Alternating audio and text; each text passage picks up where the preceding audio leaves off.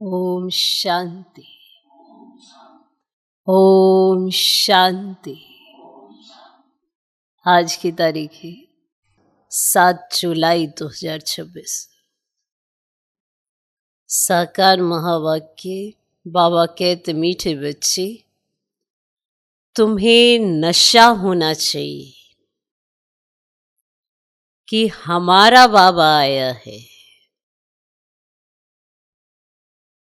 तुम्हें नशा होना चाहिए कि हमारा बाबा आया है। हमें विश्व का मालिक बनाने हम उनके सम्मुख बैठे हैं। बाबा कहते, मीठे बच्चे, तुम्हें नशा होना चाहिए कि हमारा बाबा आया है। हमें विश्व का मालिक बनाने हम उनके सम्मुख बैठे हैं। कौन आया है, किसके सम्मुख बैठे हैं, ये बात याद रहनी चाहिए। भूल जाते तो साधारण हो जाता है, क्योंकि ऐसे बाबा अलग से तो कुछ ऐसा नहीं दिखाई दे पड़ता, साधारण तन में आता, पर है विशेष।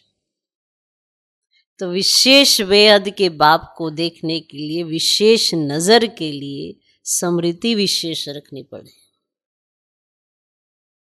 जब तक स्मृति विशेष नहीं तो वो नशा नहीं चढ़ता। नशा होना चाहिए, आप सभी कहते होना तो चाहिए, पर क्या स्मृति में है, कैसी स्मृति है, कैसा चिंतन है, उसके आधार पर नशा है। और किसके सम्मुख हम बैठे हैं, कौन हमें पढ़ाने आया, कौन हमें लायक बनाने आया, क्या देने आया, क्या लिया मुझसे। जिन चीजों ने मुझे परेशान किया, दुखी किया, वही तो लिया। तो स्मृति रहे कि कौन आया है, बार बार याद करें, सारे दिन में बार बार रिवाइज करें, तब जाकर अगले दिन आपको नशा चढ़ेगा कि कौन आया है। बस सुबह सुबह बैठे उठे, ठीक है बाबा बाबा किया, इससे नशा नहीं चढ़ेगा। ये तो भक्ति मार के भक्त भी कर लेते हैं। सारा दिन बार बार रियलाइज हो, हमें कौन मिला है, कौन हमारे सम्मुख है, किससे मिलने हम जाते हैं, हमें क्या देने आया। तब दिल से निकलेगा हमारा बाबा आया है। कौन आया, हमारा बाबा आया है।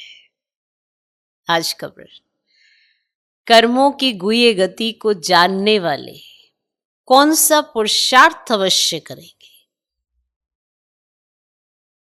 कर्मों की गुह्य गति को जानने वाले कौन सा पुरुषार्थ अवश्य करेंगे।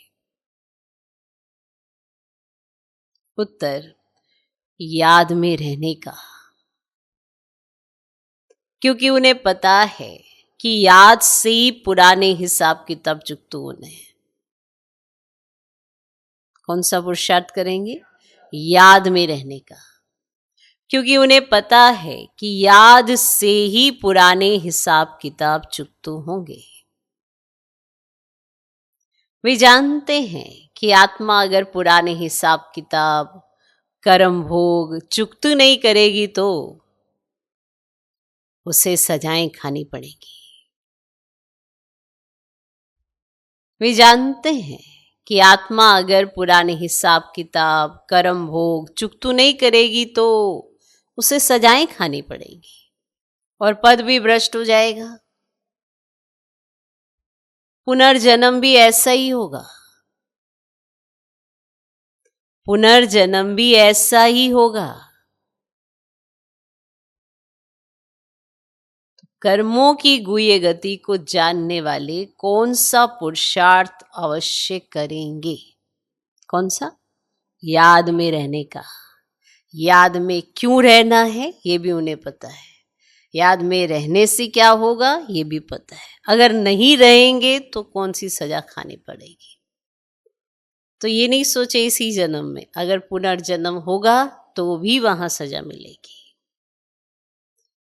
और पद तो भ्रष्ट हो ही गया। ओम शांति। बच्चों को अपार खुशी का पारा चढ़ता है जब देखते हो बाप दादा सम्मुख आए हैं, जब देखते हो कि बाप दादा सम्मुख आए हैं तो अपार खुशी का पारा चढ़ता है। और ये भी बच्चे जानते हैं कि 5000 वर्ष के बाद फिर से शिव बाबा ब्रह्मा तन में आया हुआ है। क्या करने? बच्चों को यह नशा चढ़ा हुआ है। सब बच्चे जानते हैं कि स्वर्ग का मालिक बनाने बाप आया हुआ है, हमको लायक बना रहे हैं, हमको तमो प्रधान से सतो प्रधान बनने की युक्तियां बार बार बता रहे हैं। युक्ति है बहुत सहज, बिल्कुल सहज याद बच्चों को सिखलाते हैं। अज्ञान काल में बाप को बच्चा होता है तो समझते हमारा वारिस पैदा हुआ। तुम जानते हो इस समय बाप आकर हम बच्चों को एडॉप्ट करते हैं। अब यूं तो तुम सब शिव बाबा के बच्चे हो, परंतु बाबा अपना कैसे बनाए जो हमको सुना सके और हम उनसे सुन सके, जो हमको वो सुना सके और हम उनसे सुन सके। शिव बाबा इस ब्रह्मा तन से कहते मैं तुम्हारा बाप हूं, तुमको स्वर्ग का मालिक बनाता हूं। सिर्फ तुम्हारी आत्मा जो पतित है वह ना मुक्ति में ना जीवन मुक्ति धाम में जा सकती है। तुम सब एक बाप के बच्चे हो, सबको बाप की मिल्कियत लेनी है। ढेर के ढेर बच्चे हैं, वृद्धि होती जाती है, एडॉप्ट करते जाते हैं। हे आत्माएं, अब तुम मेरी संतान हो, अपने को रूह आत्मा समझो। हमको बाबा मिला है जिसको आधा कल्प याद करते थे, ये कभी भूलो मत। आधा कल्प आत्मा इस शरीर द्वारा याद करती आई है। हे पतित पावन, हे दुख हरता सुख करता, क्योंकि रावण राज्य है ना। भल जो अभी समझते हैं हम बहुत सुखी हैं, हमको इतने पदम हैं, इतने मिल्स हैं, कारखाने आदि हैं, ये तो सब अल्पकाल के लिए है। अंत में तो बहुत त्राही त्राही करने लग पड़ेंगे, दुख के पहाड़ गिरेंगे। इतनी सारी मिल्कियत सेकंड में खलास हो जाएगी। बाप से तुमको सेकंड में वर्षा मिलता है। कहते हमको सिर्फ याद करो, मैं तुमको स्वर्ग की बादशाही सेकंड में देता हूं।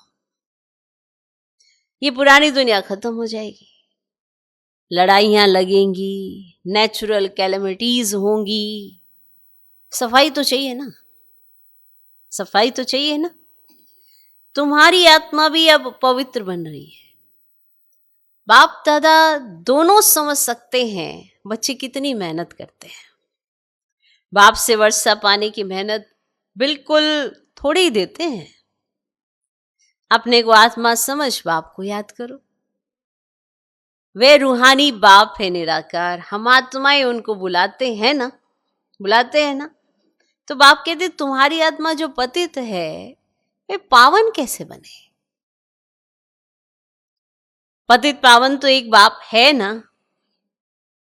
पानी की नदी पतित पावन तो झट से जाए गोता खाकर चले आना चाहिए। पानी की नदी पतित पावन है तो फिर झट से जाए गोता खाए चले आना चाहिए। गंगा स्नान बहुत करते हैं, फिर भी पतित क्यों? रात दिन यही धुन लगाते रहते हैं, पतित पावन सीताराम। अर्थात सब जो भक्तियां हैं अथवा सीताएं हैं, सबका रक्षक एक राम परम पिता परमात्मा है। पतित पावन पतियों का पति वह है, वह जब आए तब आकर पावन बनाए। तो अब बाप कहते हैं मेरी श्रीमत पर तुमको चलना है और किसकी मत पर ना चलो। मेरी श्रीमत पर चलो और किसकी मत पर ना चलो। वे तो समझते हैं भक्ति से भगवान मिलेगा, जबकि भक्ति से भगवान मिलेगा तो ऐसे क्यों कहते कि भक्तों की रक्षा करने आएगा। भक्तों पर क्या आपदा पड़ी है जो रक्षा करेगा। रक्षा तब की जाती है जब कुछ आपदा होती है, कुछ तो प्रॉब्लम होती है, तभी तो रक्षा की जाती है। बाप कहते तुमने कितना दुर्गति को पाया है। अब ये है रौरव नर्क, सब दुखी रोगी हैं, घर घर में देखो क्या लगा पड़ा है, घर घर में दुख ही दुख। इसीलिए पुकारते हैं बाबा हमारे दुख हरो सुख दो। भारत में ही सदा सुख था, अब दुख है। भारत की बात है और कोई खंड तो है ही अलग, वे तो आते ही हैं बाद में। कोई 60 जन्म, कोई इनसे भी कम जन्म लेते हैं, 84 जन्म देवता धर्म वाले लेते हैं। तो इस हिसाब से आधा कल्प के बाद जो आएंगे उनको 84 से आधे जन्म लेने पड़ेंगे। ऐसे नहीं कि सब 84 के चक्र खाते हैं, और मनुष्यों को तो जो आता है सो बोल देते हैं। अब तुम बच्चे बाप द्वारा अविनाशी ज्ञान रत्नों की झोली भर रहे हो, तो रतन तो बहुत वैल्यूबल है, और बाप समझाते भी बहुत अच्छा है। समझाते हैं ना, क्या बहुत अच्छे से समझाते हैं, और बहुत सहज भी समझाते हैं। अच्छा समझाते, आप समझाते भी बहुत सहज है, अच्छा समझाते। किस लिए? कि हम समझदार बने, इसीलिए समझाया जाता है ना। तो बाप कहते तुम बुलाते आए हो, हे पतित पावन आकर हमें पावन बनाओ, तो बाप आए हैं। ये बात हम भूल जाते हैं, इसीलिए उन्हें याद कराना पड़ता है। आए हैं, आए हैं, ताकि हमें नशा चढ़े। अब तुम समझते हो हम पावन बनेंगे तो स्वर्ग के मालिक बनेंगे। शिव बाबा हमको पत्थर बुद्धि से पारस बुद्धि और पत्थरनाथ से पारसनाथ बनाने आए हैं। भक्ति मार्ग के चित्र सब पत्थरों के बने हुए हैं, पत्थरों से माथा मारते हैं। बाप कहते तुम भल कितनी भी मेहनत करो, फायदा कुछ नहीं होना है। आगे तो तुम बलि भी चढ़ते थे, फिर भी क्या फायदा हुआ। करके देवी का दीदार होगा, फिर जैसे के तैसे, बस थोड़ा सा दीदार हुआ और फिर जैसे के तैसे। पतित पावन बाप आते हैं एक ही बार संगम पर, और सतयुग में तो भक्ति मार्ग की बातें होती ही नहीं है। बाप तो कहते नहीं कि गला काटो, ये करो। भक्ति मार्ग में तो अनेक प्रकार से क्या क्या करते हैं। आगे देवियों पर मनुष्य की बलि चढ़ाते थे। बाप कहते तुम सुधरेले थे तो देवता थे, अब कितने पत्थर बुद्धि बन पड़े हो। तुमको स्वर्ग की बादशाही दी थी, कुछ याद आया? याद आया कुछ? कितने सोने हीरे जवाहरातों के महल थे, अथाह धन था। देखो याद भी उन्हों को आएगा जिनको मिला होगा, और जिन्होंने कुछ पाया ही नहीं होगा वो कहेंगे नहीं नहीं हम नहीं मानते, ये तो आपकी कल्पना है। पर जिन्होंने पाया होगा उनको तुरंत याद आ जाएगा कि हाँ ये सत्य है। तो कितने सोने हीरे जवाहरातों के महल थे, अथाह धन था। मैं क्या किया, क्या किया? अब तुम कितने दुखी हो पड़े हो। तुम असूल देवी देवता धर्म के थे ना, थे ना? अब सिर्फ तुम रजो तमो में आए हो। तुम तो देवता धर्म के थे, फिर अपने को हिंदू क्यों कहलाते? और सब धर्म वाले अपने अपने धर्म को ही मानते हैं। धर्म तो एक ही होता है ना, मुसलमानों का मुस्लिम धर्म और क्रिश्चियन का क्रिश्चियन धर्म चला आता है। तुमको क्या हुआ? तुमको क्या हुआ? तुम बहुत सुखी, पवित्र, संपूर्ण निर्विकारी थे, और अभी कितने विकारी बन पड़े। किसको पता ही नहीं कि बरोबर हम संपूर्ण निर्विकारी थे, फिर संपूर्ण विकारी कैसे बने। 84 जन्म लेते सतो से तमो बने, अब बिल्कुल ही तमो प्रधान पतित है, और सत्युग से कलयुग जरूर आना है। सब धर्मों को सतो रजो तमो में आना ही है, तो वृद्धि को पाना है। तुम भी झाड़ में हो ना, अब झाड़ में देखो अंत में ब्रह्मा खड़ा है, और झाड़ के ऊपर चोटी में ब्रह्मा ही 84 जन्म ले जाकर अंत में खड़ा है। तुम भी जो नीचे ब्राह्मण बैठे हो वही फिर अंत में पतित शूद्र बने हो, फिर नीचे राजयोग सीख रहे हो। झाड़ दिख रहा है? तुम भी शूद्र थे, अब ब्राह्मण बने हो। तो ये बड़ी समझने की बातें हैं। अभी झाड़ में बहुत अच्छी समझानी है। अभी तुम राजयोग की तपस्या कर रहे हो, तुम्हारा ही यादगार खड़ा है। ये चैतन्य दिलवाड़ा मंदिर वह जड़ और सत्युग में ये नहीं था। इस समय तुम अपना यादगार देखते हो संगम पर। तुम प्रैक्टिकल में सच्चे सच्चे दिलवाड़ा मंदिर में चैतन्य में बैठे हो। स्वर्ग की स्थापना हो रही है, फिर स्वर्ग में आएंगे तो ये मंदिर आदि कुछ होंगे ही नहीं। ये मम्मा बाबा और हम बच्चे बैठे हैं, हूबहू ये तुम्हारा मंदिर है। नाम ही रखा है मधुबन, चैतन्य दिलवाड़ा मंदिर। फिर जब भक्ति मार्ग शुरू होगा तो फिर ये मंदिर बनाएंगे। और बाप ने तुमको बहुत धनवान बनाया था, तो तुम ही फिर उनका मंदिर बनाते हो। शिव का मंदिर एक नहीं बनाते हैं, सब बनाते हैं, यथा योग्य यथा शक्ति। समझा? सिर्फ एक ही नहीं बनता है, सब बनाते हैं, यथा योग्य यथा शक्ति। तुम जानते हो हम पूज्य थे, फिर द्वापर में पुजारी बने हैं। शिव बाबा जो इतना साहूकार बनाते हैं, भक्ति में फिर तुम ही उनका मंदिर बनाएंगे। इन बातों को अभी तुम ही जानते हो, तो अब पुरुषार्थ कर फिर राजाओं का राजा बनना चाहिए। समझ में आ गई ना सारी बातें? तो अब तो तुम्हें पुरुषार्थ करके राजाओं का राजा बनना चाहिए। और सत्युग में कहा जाता है महाराजाएं, और त्रेता में कहा जाता है राजा। फिर दुनिया पतित बनती है तो महाराजाएं भी पतित, राजाएं भी पतित होते हैं। वह निर्विकारी महाराजाओं का मंदिर बनाकर पूजते हैं। पहले पहले शिव का मंदिर बनाते हैं, फिर देवताओं का बनाते हैं, खुद ही मंदिर बनाकर पूजते हैं। 84 जन्म तो भोगते हैं ना। आधा कल्प तुम पूज्य, फिर आधा कल्प पुजारी बनते हो।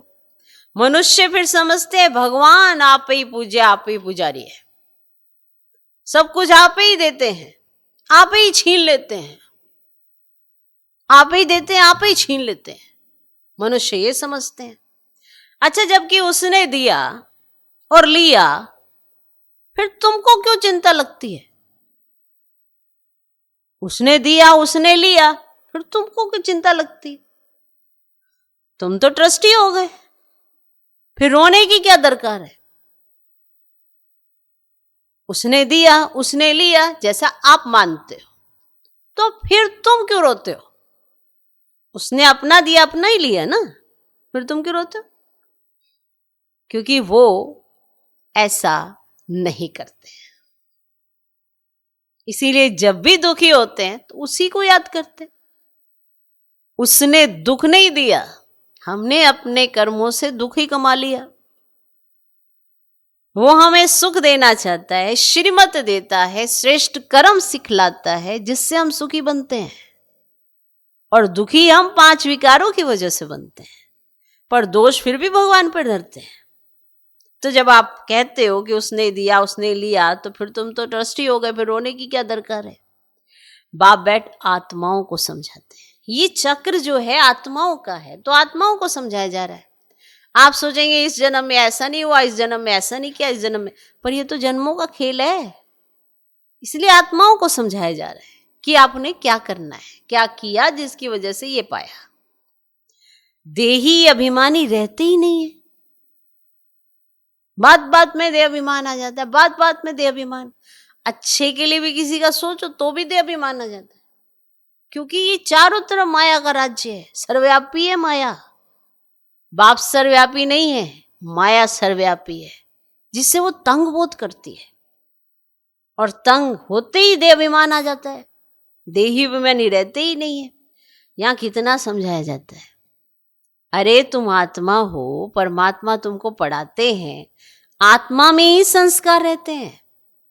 आत्मा ही बैरिस्टर आदि बनती है, आत्मा मैजिस्ट्रेट बनती है, कल क्या बनेंगे? अगर आत्मा बाप को अच्छी रीति याद करती रहेगी तो फिर अमरलोक में जाकर जन्म लेगी, मृत्यु लोक में फिर दूसरा जन्म नहीं लेंगे। अगर कुछ हिसाब किताब रहा हुआ होगा तो सजा खानी पड़ेगी। कर्म भोग भोग कर चुकतू करना होगा, फिर उच्च पद नहीं मिलेगा। ये कर्मों की गुह्य गति बाप बच्चों को ही बैठ समझाते हैं। ये भी बच्चे जानते हैं, सत्युग है सतो प्रधान, हर चीज वहां सतो प्रधान होती है। कहते हैं कृष्ण गौ संभालते थे। राजाएं गौ संभालते हैं क्या? ऐसी बात तो हो ही नहीं सकती। ये दिखाते हैं सत्युग में गौएं भी बड़ी फर्स्ट क्लास होती है, उनको कामधेनु कहा जाता है। जगदम्बा सरस्वती भी कामधेनु है, 21 जन्म लिए सबकी मनोकामनाएं पूरी करती है। तुम भी कामधेनु हो, वही नाम फिर गौ पर रख दिया है। जो बहुत दूध देती है उसे कहते हैं कामधेनु है, जो बहुत दूध देती है। राजाओं के घर में बड़ी फर्स्ट क्लास गायें होती हैं, जबकि यहां भी राजाओं के पास ऐसी अच्छी अच्छी हैं तो स्वर्ग में कैसी सुंदर होंगी। जबकि यहां के राजाओं के पास ऐसी अच्छी अच्छी हैं, सुंदर सुंदर हैं, तो सोचो स्वर्ग में कितनी सुंदर होंगी। वहां कोई बांस बदबू आदि बिल्कुल नहीं होती है, बदबू ही नहीं होती है। अब बाप बच्चों को कहते मैं आया हूं, तुम बच्चों को गुलगुल बनाकर साथ ले जाऊंगा। मुझे बुलाते ही हैं, हे पतित पावन आओ, पतित दुनिया पतित शरीर में आओ। यह है पतित, वह है पावन फरिश्ता। भेंट दिखलाते हैं ना। तुम भी पतित से ऐसा पावन फरिश्ता बनेंगे। सत्युगी देवताओं को डीटी कहते हैं, सूक्ष्म वतन वासी हैं फरिश्ते। अब तुम फरिश्ते पवित्र बनते हो। बाप कितनी सहज शिक्षा देते हैं। यहां जब आते हैं तो कोई भी बाहर वाले मित्र संबंधी, घर घाट, धंधा धोरी आदि याद नहीं करना है। जब यहां आए तो ना ही कोई बाहर की बातें, ना ही कोई मित्र संबंधी को, ना ही घर घाट, ना ही धंधा धोरी को यहां याद नहीं करना है। बाप के सम्मुख आए हो ना, यहां आई हो योग की कमाई करने, तो इसमें लग जाना चाहिए। यहां किस लिए आए हो? योग की कमाई करने आए, तो इसमें लग जाना चाहिए। अच्छा, मीठे मीठे सिकिलधे बच्चों प्रति माता पिता बाप दादा का याद प्यार और गुड मॉर्निंग। रूहानी बाप की रूहानी बच्चों को नमस्ते। हम रूहानी बच्चों की भी रूहानी बाप को नमस्ते नमस्ते नमस्ते। Good morning good morning good morning. धारणा के लिए मुख्य सार पहला पॉइंट, सजाओं से मुक्त होने के लिए पुराने सब हिसाब किताब योग बल से चुकतू करने हैं। सजाओं से मुक्त होने के लिए पुराने सब हिसाब किताब योग बल से चुकतू करने हैं। ट्रस्टी होकर सब कुछ संभालना है। ट्रस्टी होकर सब कुछ संभालना है। किसी भी बात की चिंता नहीं करनी है, किसी भी बात की चिंता नहीं करनी है। आत्म अभिमानी बनना है। सजाओं से मुक्त होने के लिए पुराने सब हिसाब किताब योग बल से चुकतू करने हैं।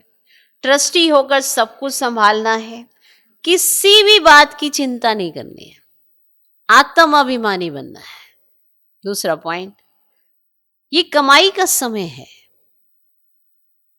इसमें घर, घाट, धंधा, धोरी आदि याद नहीं करना है। ये कमाई का समय है। इसमें घर, घाट, धंधा, धोरी आदि याद नहीं करना है। फरिश्ता बनने के लिए एक बाप की याद में रहने का पूरा पूरा पुरुषार्थ करना है। फरिश्ता बनने के लिए एक बाप की याद में रहने का पूरा पूरा पुरुषार्थ करना है। आज का वरदान, याद की सर्च लाइट द्वारा वायुमंडल बनाने वाले विजयी रतन भव। याद की सर्च लाइट द्वारा वायुमंडल बनाने वाले विजयी रतन भव। सर्विसेबल आत्माओं के मस्तक पर विजय का तिलक लगा हुआ है ही, लेकिन जिस स्थान की सर्विस करनी है उस स्थान पर पहले से ही सर्च लाइट की रोशनी डालनी चाहिए। कुछ क्लियर हुआ? जिस स्थान की सर्विस करनी है उस स्थान पर पहले से ही सर्च लाइट की रोशनी डालनी चाहिए। याद की सर्च लाइट से ऐसा वायुमंडल बन जाएगा जो अनेक आत्माएं सहज समीप आ जाएंगी। याद की सर्च लाइट से ऐसा वायुमंडल बन जाएगा जो अनेक आत्माएं सहज समीप आ जाएंगी। फिर कम समय में सफलता 1000 गुना होगी। कम समय में सफलता 1000 गुना होगी। इसके लिए दृढ़ संकल्प करो कि हम विजयी रतन हैं, तो हर कर्म में विजय समाई हुई है। दृढ़ संकल्प करो कि हम विजयी रतन हैं, तो हर कर्म में विजय समाई हुई है। आज का स्लोगन, जो सेवा स्वयं को व दूसरे को डिस्टर्ब करे वो सेवा सेवा नहीं, बोझ है। जो सेवा स्वयं को व दूसरे को डिस्टर्ब करे वो सेवा सेवा नहीं, बोझ है।